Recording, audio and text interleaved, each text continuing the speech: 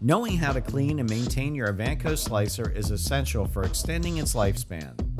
Be sure to wear protective gloves when cleaning your slicer. For best results, use our Meat Slicer Safety Cleaning Kit. First, set your blade thickness to 0, and use a gentle scrub pad on the cleaning wand to wipe the blade while the slicer is on.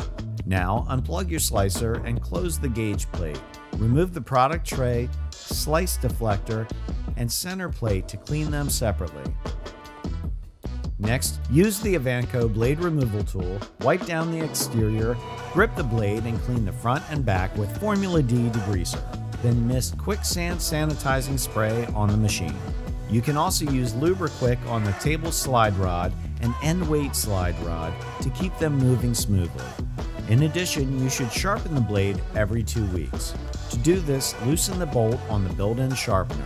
Turn the sharpener 180 degrees so it rests over the blade and tighten the bolt. Turn the slicer on and press the rear sharpening button 1 minute at a time. Once it's sharp, press the front finishing button to smooth the edge. Then simply turn off the unit, return the assembly to its original position, and tighten it into place. Your slicer is now ready for use.